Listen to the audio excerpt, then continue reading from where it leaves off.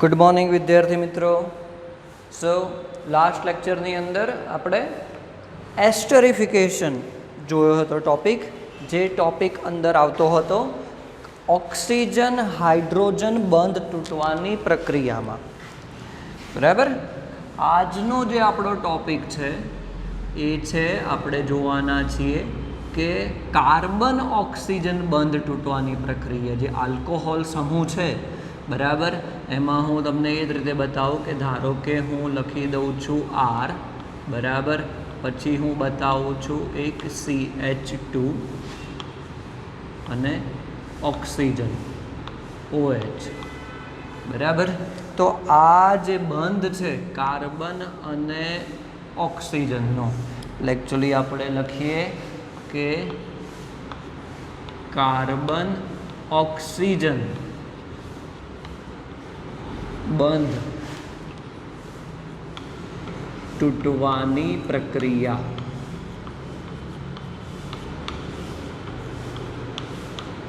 Carbon oxygen બંધ તૂટવાની પ્રક્રિયા. Okay, ચલો. તો ઘણી બધી પ્રક્રિયા છે. એની અંદર પહેલી પ્રક્રિયા આપણે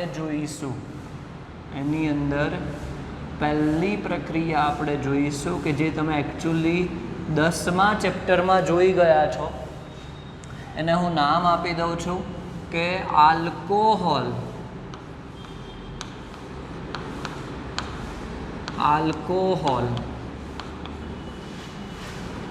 માંથી હેલો આલ્કેન, આલ્કોહોલમાંથી હેલો આલ્કેન ની બનાવટ બરાબર. આ બધી જ પ્રક્રિયા યાદ કરો તમે, 10મા ચેપ્ટરની અંદર તમે જોઈ ગયા છો કે આલ્કોહોલમાંથી હેલો આલ્કેનની બનાવટ. ઓકે, એ દરેક પ્રક્રિયામાં શું થતું હતું કે આલ્કોહોલમાં રહેલા કાર્બન ઓક્સિજનનો બંધ તૂટતો હતો. તો હું એક સિમ્પલ અહીંયા એક્ઝામ્પલ લખી દઉં છું કે આર CH2 OH બરાબર. હું બતાવું છું અહીંયા આલ્કોહોલ,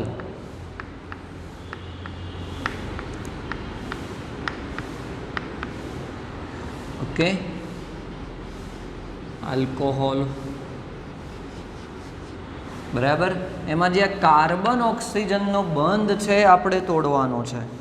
શું કરવાનું છે?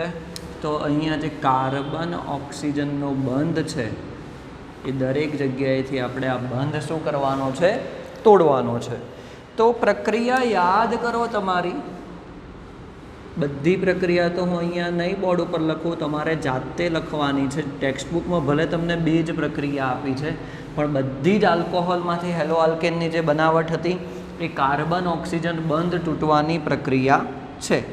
એમાં હું એક સ્પેસિફિક પ્રક્રિયા લખું છું, જે આપણે પહેલી લખતા હતા, યાદ કરો કે HCl અને કોની હાજરીમાં પ્રક્રિયા કરતા હતા? ZnCl2. HCl અને ZnCl2. ઓકે, તો તમને નિપજ તરીકે શું મળશે? અહીંયા આર કાર્બન OH નો બંધ તૂટશે અને ત્યાં જોડાશે ક્લોરીન, RCH2Cl બરાબર. તમને હેલો આલ્કેન મળશે, પ્લસ બીજું શું મળશે? ક્લોરીન. તો અહીંયા આવી ગયો હાઇડ્રોજન અને H2O બનાવશે પાણી મળીને બરાબર. OH મળીને શું બનાવશે? પાણી બનાવશે. તો તમને હેલો આલ્કેન મળ્યો અને પાણી મળ્યું. હવે આ પ્રક્રિયા ખૂબ જ ઇમ્પોર્ટન્ટ છે MCQ માટે બરાબર. કઈ રીતે છે? તો અહીંયા હું એક સ્પેસિફિક એની વસ્તુ લખું છું કે જે આ HCl છે પ્લસ ZnCl2, આ જે મિશ્રણ છે જેને લુકાસ શબ્દ યાદ રાખજો, લુકાસ પ્રક્રિયક કહેવામાં આવે છે. શું કહેવામાં આવે છે? લુકાસ પ્રક્રિયક કહેવામાં આવે છે. હવે લુકાસ પ્રક્રિયક શેના માટે વપરાય છે? બરાબર, તો એવું આપણે કહી શકીએ કે લુકાસ પ્રક્રિયક તે આલ્કોહોલ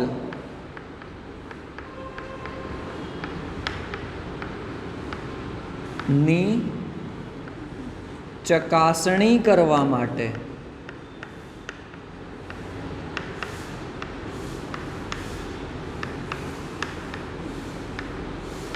વપરાય છે.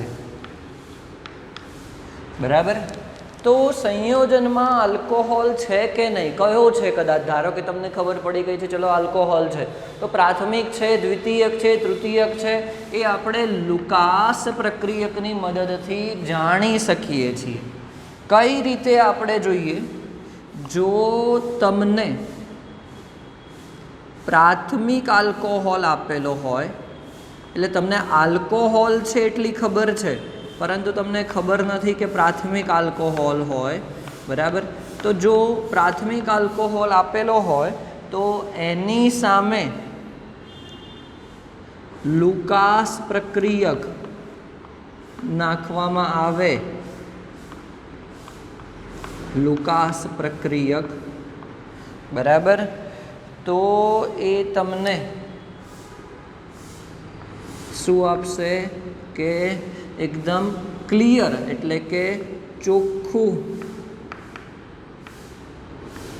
દ્રાવણ રહેશે.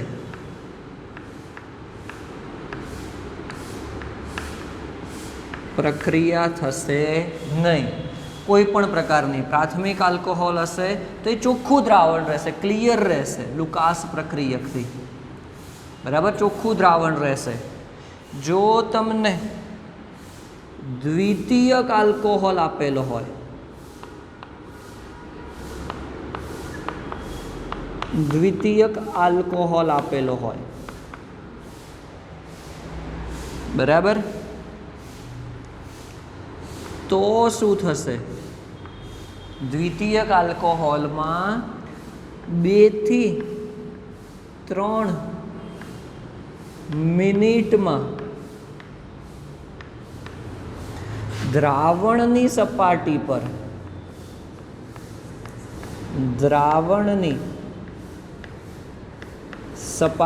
પર તૈલ બિંદુ જોવા મળશે. તૈલ બિંદુ, તેલ જેવા બિંદુ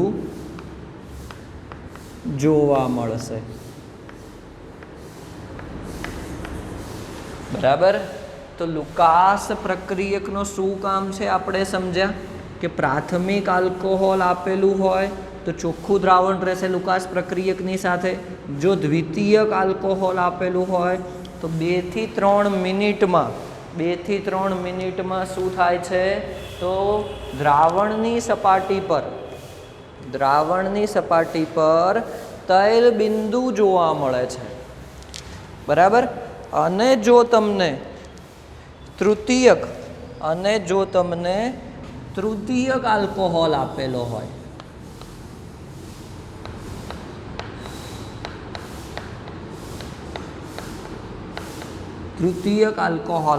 હોય, બરાબર, તો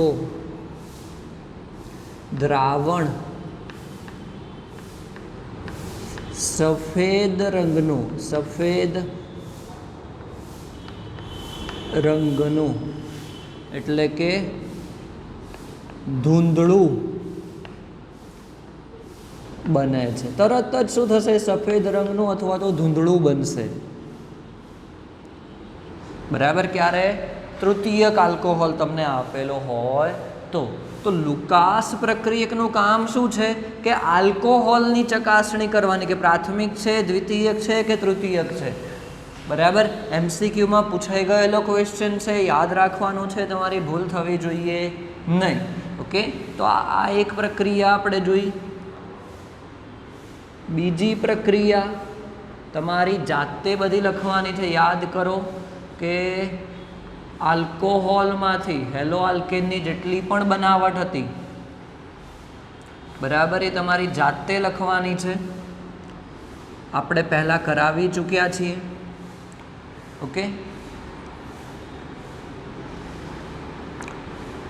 બધી જ પ્રક્રિયા જાતે કરવાની છે.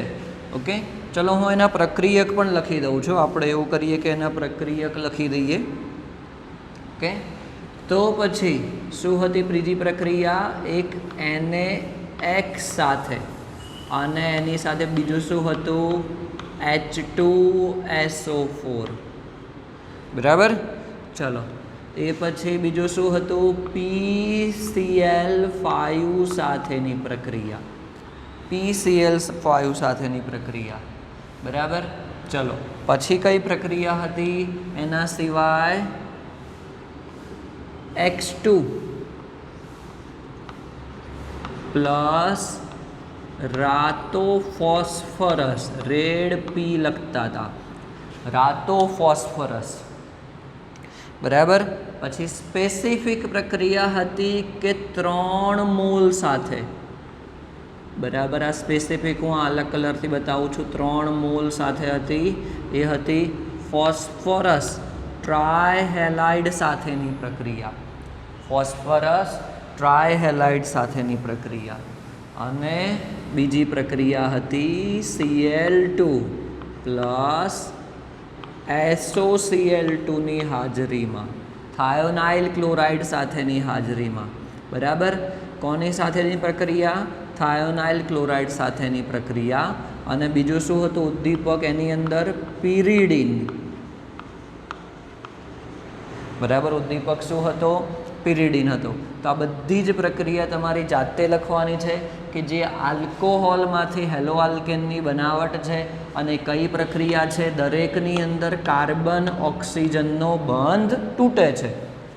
બરાબર, દરેકની અંદર કાર્બન ઓક્સિજનનો બંધ તૂટે છે.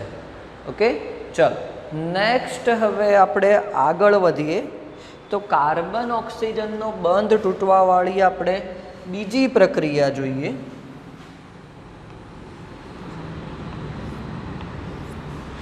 એ છે આલ્કોહોલનું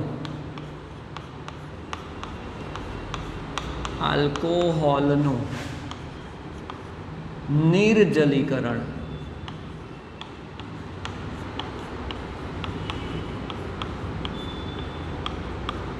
આલ્કોહોલનું નિર્જલીકરણ. હવે એકચ્યુઅલી જો તમે ધ્યાન આપ્યું હોય તો 11મા ધોરણની જેટલી પણ પ્રક્રિયા હતી એના રિલેટેડ અથવા તો એના કરતાં ઉલટી પ્રક્રિયા આપણે અહીંયા ભણવાના છીએ. આપણે આલ્કોહોલની બનાવટ જોઈ હતી શેનામાંથી? આલ્કીનમાંથી.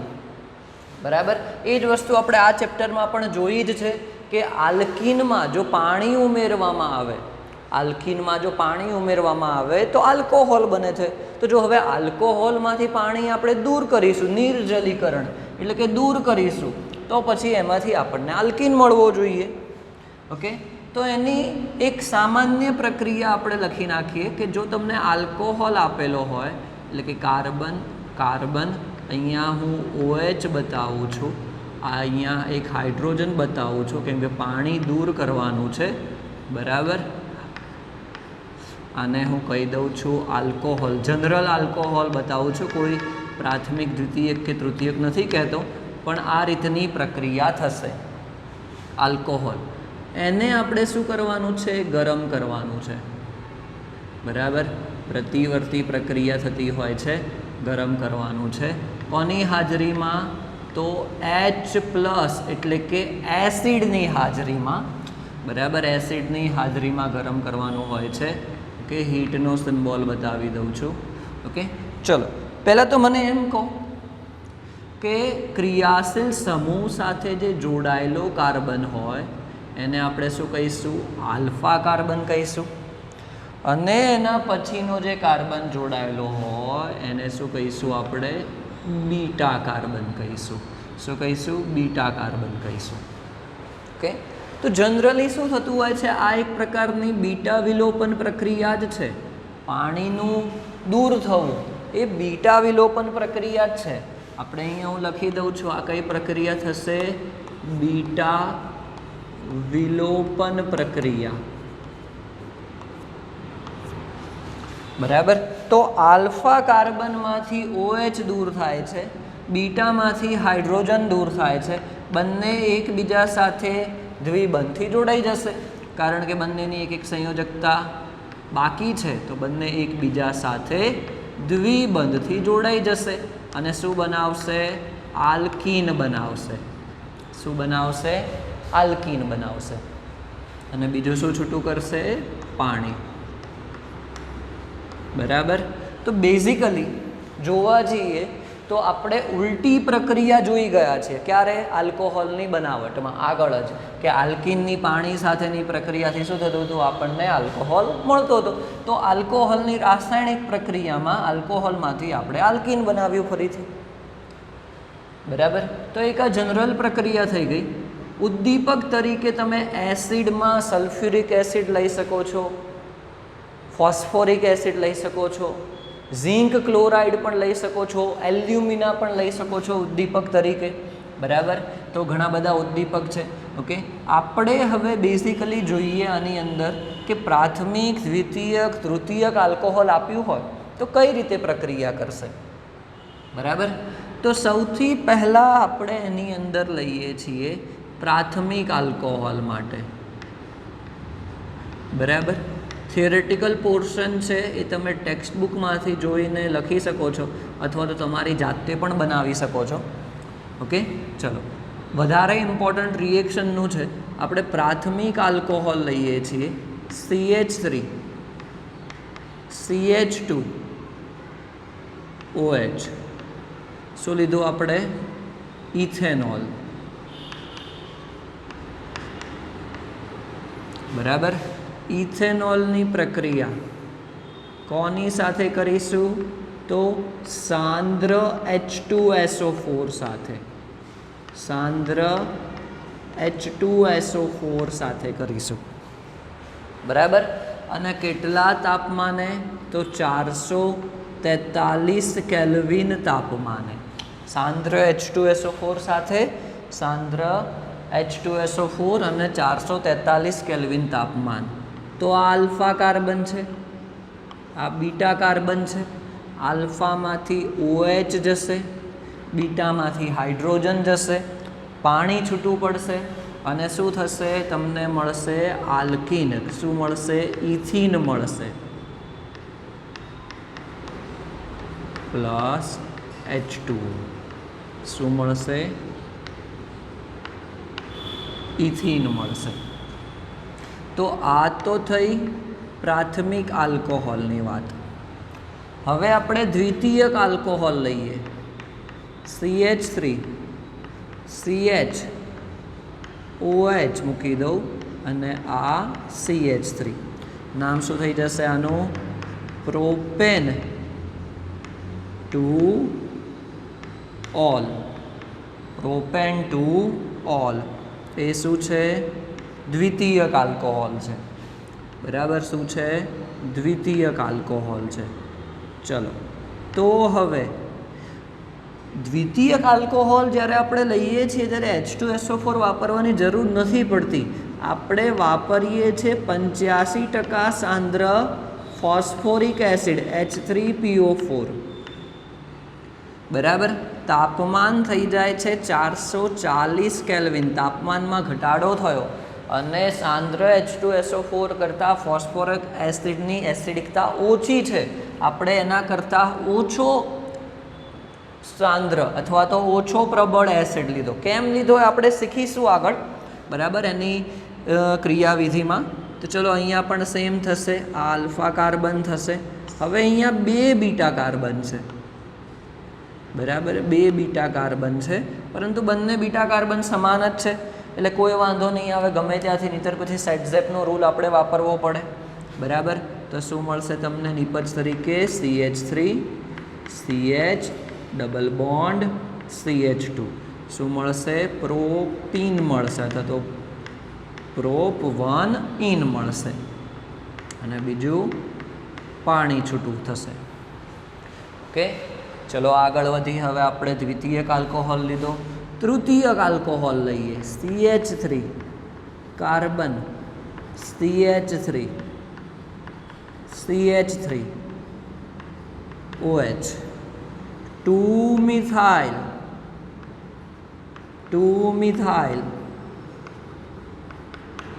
પ્રોપેન, 2-ઓલ, જે શું છે તમારો તૃતીયક આલ્કોહોલ છે. શું છે? તૃતીયક આલ્કોહોલ છે. હવે એની પ્રક્રિયા એસિડ સાથે કરીએ છીએ, બરાબર. તો અહીંયા તો ફક્ત 20% સાંદ્ર H3PO4 લઈએ તો પણ કામ થઈ જાય છે. અને તાપમાન જોવા જઈએ તો 358 કેલ્વિન તાપમાને પ્રક્રિયા થઈ જાય છે. તાપમાન પણ ઘટ્યું, સાંદ્રતા પણ ઘટી. નોટિસ કરતા રહેજો તમે આની અંદર કે પ્રાથમિકથી આપણે ક્યાં ગયા? દ્વિતીયક, તૃતીયક. તો પછી એસિડની સાંદ્રતા અને તાપમાન ઘટતા જાય છે. અહીંયા પણ કેટલા બીટા કાર્બન છે? તો 3 બીટા કાર્બન છે. કોઈ પણ બીટા કાર્બનમાંથી હાઇડ્રોજન દૂર થઈ શકે, કારણ કે 3 સમમિતિ કેવી છે? એક જ છે. 3 સમાન કાર્બન છે સમમિતિના આધારે, બરાબર. તો નિપજ શું મળશે? CH3 carbon, CH3. આપણે કોઈ પણ એક કાર્બનમાંથી હાઇડ્રોજન દૂર કરીને ત્યાં શું જોડી દીધું? દ્વિબંધ. CH2 પ્લસ શું મળશે? H2O. શું થશે આ? 2-મિથાઇલ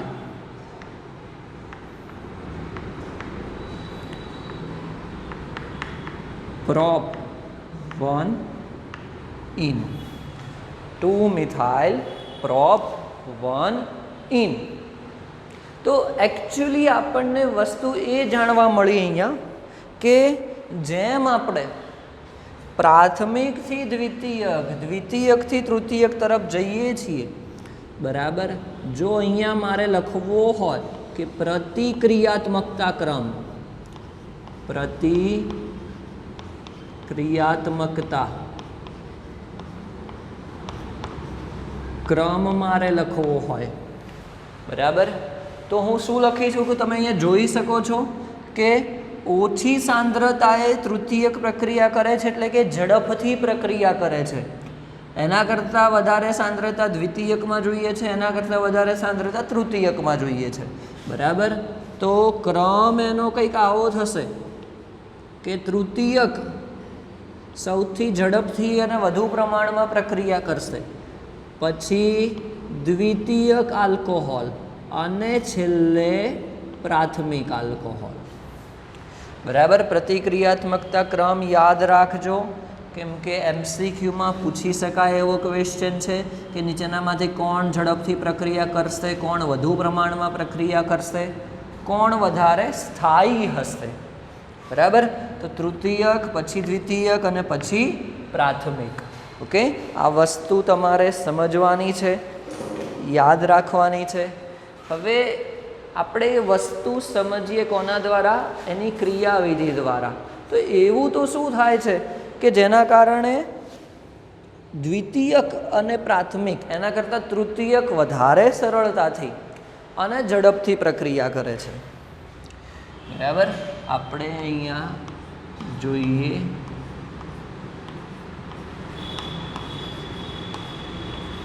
ક્રિયાવિધિ. ક્રિયાવિધિમાં હું પ્રાથમિક આલ્કોહોલની ક્રિયાવિધિ તમને બતાવું છું અને દ્વિતીયક અને તૃતીયકમાં આપણે એના ઉપરથી સમજીશું, બરાબર. ચલો, તો પ્રાથમિક આલ્કોહોલ જો મારે બતાવવો હોય, હું એને અલગ જ બતાવું છું બધા જ બંધ સાથે, કે CH3 એટલે કે 3 હાઇડ્રોજન થઈ ગયા, CH2, બરાબર, અને એક હું બતાવી દઉં છું OH, બરાબર. ચલો OH ને આપણે અહીંયા બતાવીએ અને અહીંયા હું હાઇડ્રોજન બતાવું છું. ઓકે, તો સૌ પ્રથમ એસિડ સાથેની પ્રક્રિયા છે. H+ સાથેની પ્રક્રિયા.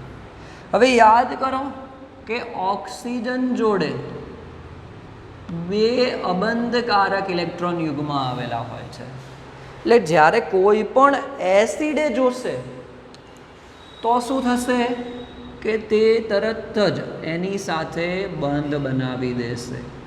શું કરશે? તરત જ એની સાથે બંધ બનાવી દે છે. ઓકે, તો શું મળે છે તમને? કાર્બન.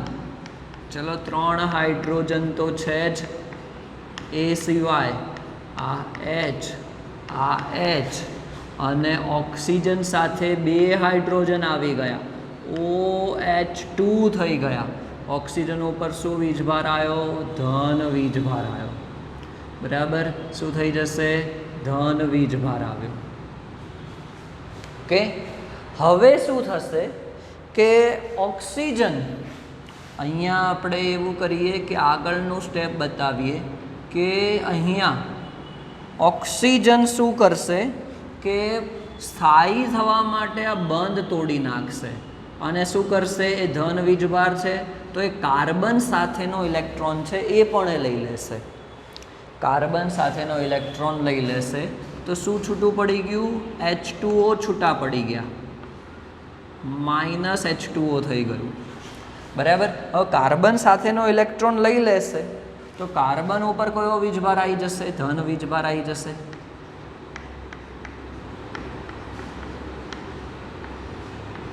તો શું થયું? એકચ્યુઅલી કાર્બોકેટાયન બન્યો. શું થયું? આ કાર્બોકેટાયન બન્યો. અને કયો કાર્બોકેટાયન છે? પ્રાથમિક કાર્બોકેટાયન બન્યો. બરાબર, હવે આ ધન વીજભારને સ્થાયી કરવા માટે અહીંયાથી હાઇડ્રોજન રિમૂવ થશે તો એના કારણે શું કરશે? કાર્બન એ ઇલેક્ટ્રોનની સાથે આ બીજા જે ધન વીજભારિત કાર્બન સાથે બંધ બનાવશે. તો શું છૂટું થયું? H+ છૂટો થયો. બરાબર, અને શું મળ્યું તમને? CH2 દ્વિબંધ CH2 મળ્યું. CH2 દ્વિબંધ CH2. અને બીજું શું છૂટું થયું? H+ છૂટો થયો, જે આપણો ઉદ્દીપક એવું કહી શકીએ. બરાબર, આ H+ શું કરશે? બીજા આલ્કોહોલ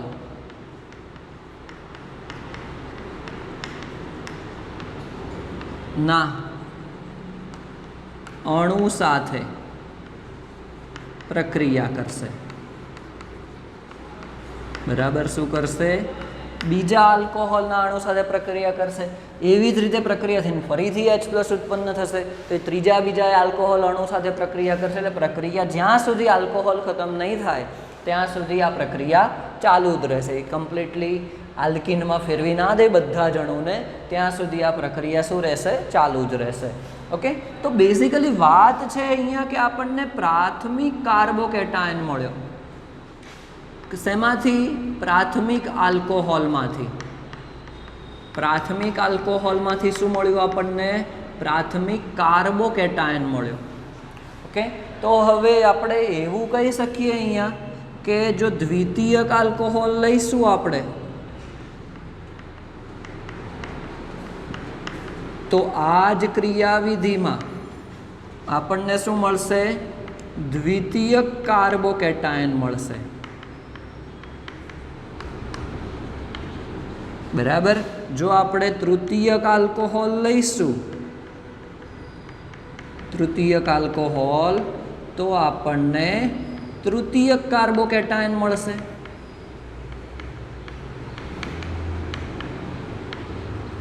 તૃતીય કાર્બોકેટાયન મળશે. તો હવે કાર્બોકેટાયનની સ્થાયીતાનો ક્રમ યાદ કરો.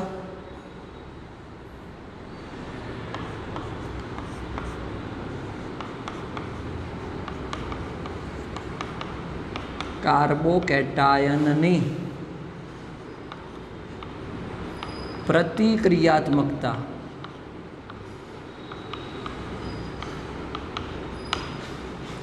તથા સ્થાયીતા બરાબર છે, જોવા જોઈએ તો તૃતીયક સૌથી વધારે સ્થાયી છે, પછી દ્વિતીયક થશે અને પછી પ્રાથમિક થશે. આપણે આખી થિયરી 11મા ધોરણમાં જોઈ ગયા છે કાર્બોકેટાયનવાળી થિયરીમાં.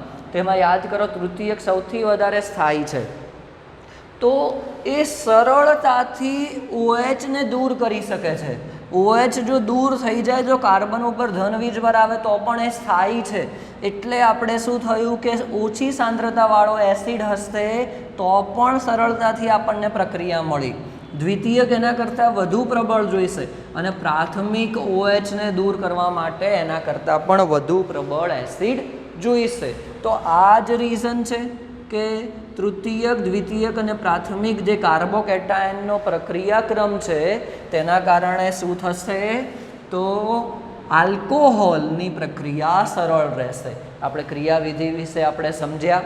ઓકે, કાર્બોકેટાયનનો આપણે જાણીએ છીએ એટલે આપણે કહી શકીએ કે કાર્બોકેટાયન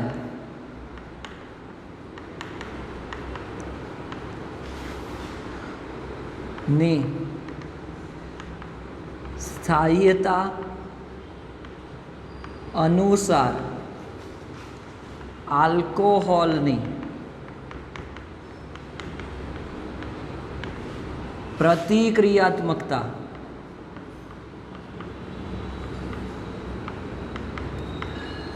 નક્કી